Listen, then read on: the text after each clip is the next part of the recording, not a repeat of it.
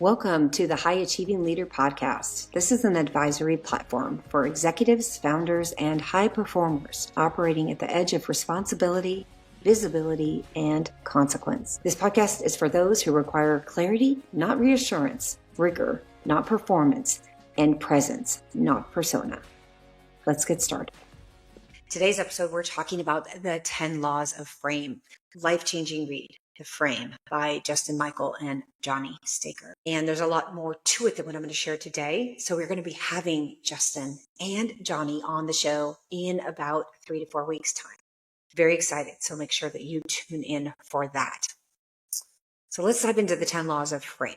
This book talks about why success amplifies authority leaks instead of correcting them. And so what really happens is that as the pressure and the stakes go up and up and up, if you have an authority leak, just like anything else, it's going to be exposed. Just like adding more water to a boat. If there's a leak, more water is going to come out of the boat and the crack's going to get bigger. Our frame, our presence, our persona, how we're showing up is going to do the same if we're not intact. So I want to be really clear that frame is not about dominance. Some of the words used in this book, I could see how somebody might misinterpret it as power and dogmatic, and it's not. It's not about dominance. Instead, it's about having an internal reference, an embodied calm, so that you can be authentic and in alignment and approach everything from that place. And in turn, you can show up powerfully, empowered in a positive way to have a positive impact on the world and those people around you. The laws described in this book really speak to how authority can be lost and not how it's performed. So this is not a performance-based book. This is not about learning this so you can go do it. It's about being different, being what this book says, and living your life that way, walking the walk, and in turn, showing up that way with others and having that radically transform your life. So law number 1, let's dive in. Non-neediness. Whew, that's a big one. So neediness often shows up as urgency. It's attachment to people, outcomes, approval seeking, people pleasing. High achievers have often disguised neediness as preparation or responsibility. We find that the more that you actually need an outcome, the weaker your frame becomes. Authority requires internal sufficiency. You don't need anything outside of yourself in each and every moment. And when you approach situations that way, you will start to see that non-attachment, that self-sufficiency, that sovereignty is contagious, and it will impact your conversations and outcomes.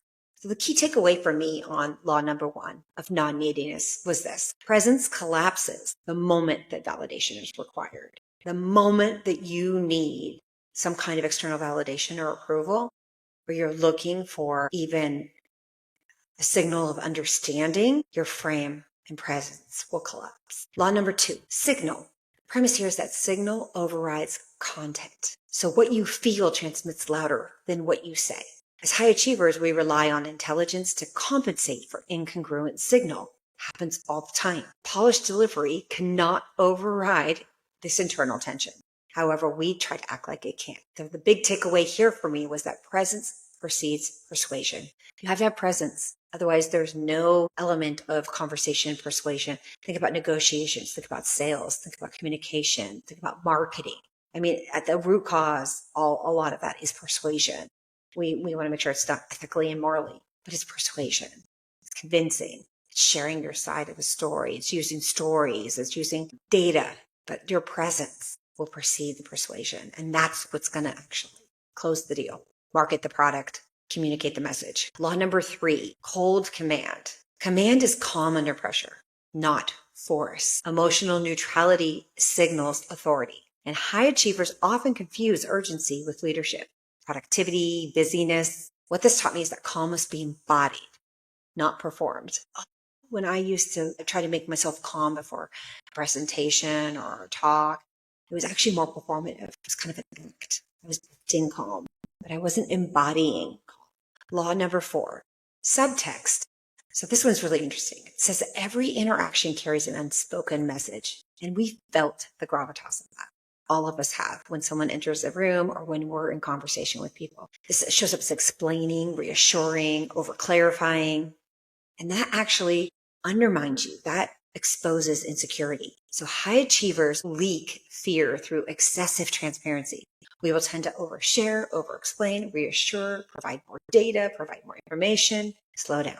Authority speaks beneath the words. And so the big takeaway for me here was that authenticity without containment becomes oversharing. Law number 5, the frame collision. Frames will compete and it's silent. The weaker frame will often adapt to the stronger frame. We felt this when we're in rooms with people. Suddenly things shift. The tides turn. The middle of the sale, the middle of the negotiation, the middle of a conversation, things just flip. For high achievers, we must accommodate to preserve harmony. This is kind of the people-pleasing quality. And accommodation equals surrender of authority. And this isn't about winning.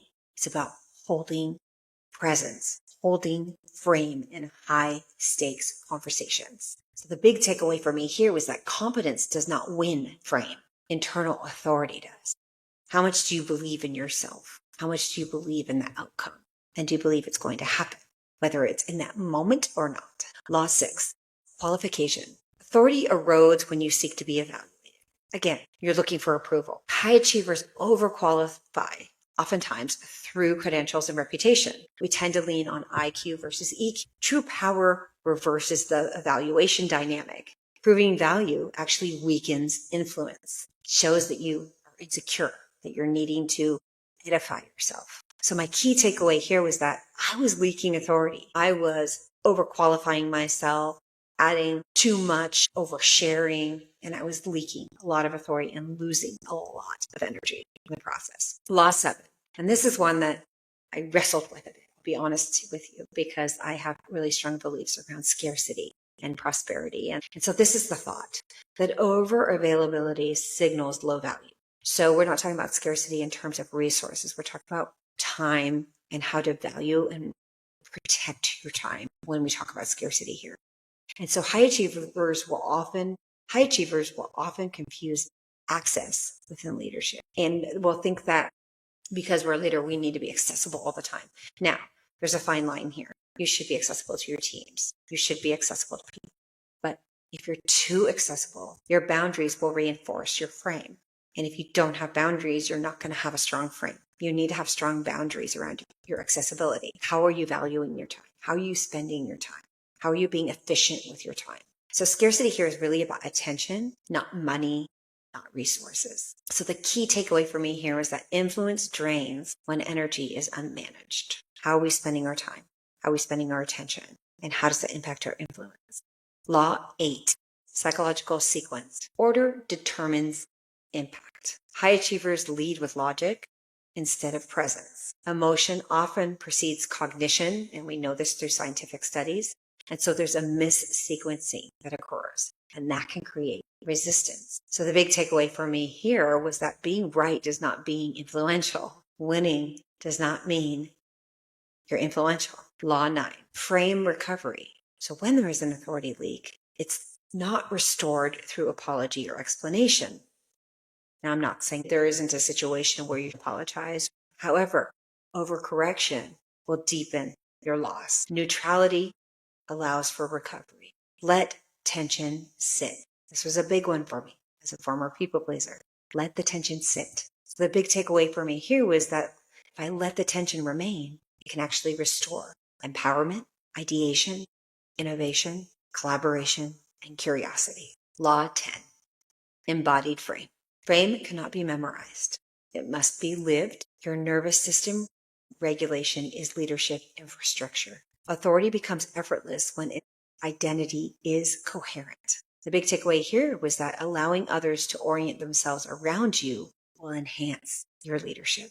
Closing insight here, the 10 laws map how high achievers unknowingly betray themselves. The work is subtractive, not additive. The journey of self-discovery for me and others is real initiation. And this authority is not built, it's recovered. We already have it. We just have to find it. And this book helped me do that. Go pick up a copy today, The Frame by Justin Michael and Jonny Staker, and join us when we have both of them on the show here in a few weeks. Happy holidays.